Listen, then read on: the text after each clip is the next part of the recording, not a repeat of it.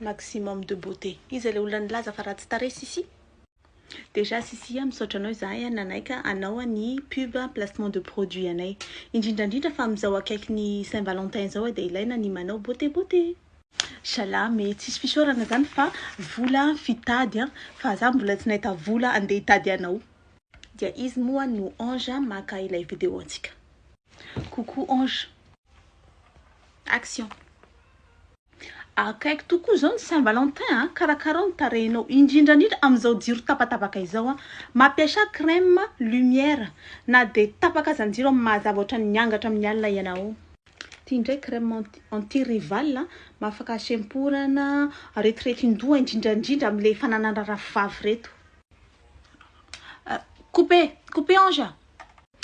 Antiviral le izy fa tsy anti-rival ampiasaina indrindra amizao fotoanan'ny Covid zao.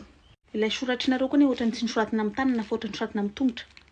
Dia izay no mahatonga azy hoe manafaka aretin-doha, manafaka asemporana sy ny sisa.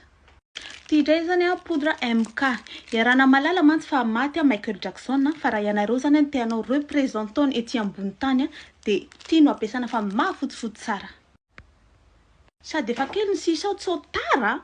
Mbola mana 600 tsika amin'ny boîte 2000 ka. Inona moa ty bio ty?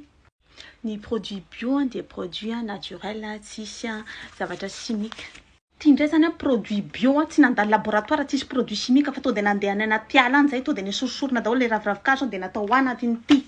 Tsara be ho an'ilay olona fragile de peau. Tsisy produit chimique seul composant fotsiny dia hoe acide absorbique concentré de citron myoxivabaladine de amextaladine. Tsisy zavatra baro e. Tsika koa zany manana crème antidérapant ho an'ilay tarehiny bonibonitra reny to dia milamina tsara. Dia antsovaingana ny laharana taroby fa rehefa lany crédit anao dia antsova ny police secours numéro 18 mantsy satria gratuit dia teneno izy transféré vany amin'ny Sisy hoe le appel fa urgent be. Mitady ako. Conseil bonus fotsiny raha ohatra ka matevitevina le tarehinao ohatran'ilay bodofotsy Titanic dia mividiana produit betsabetsaka. Dia tsy manadino anareo célibataire koa zahay manana masque visage tsika anovana eny amin'ny tarehy toute la journée satria nareo moa tsoaiza.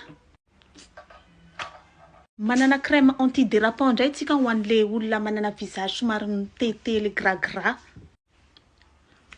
Ho anareo vehivavy sy tratra ny vosavin'ireo namanareo hoe ty menaka ampiasaina tonga dia panda be ny tarehy manana solution anareo zay crème anti-sorcière. Nenina tena tsy aloha tokoa zarako raha lafy produit anankiray. Zay ndray tsy aferako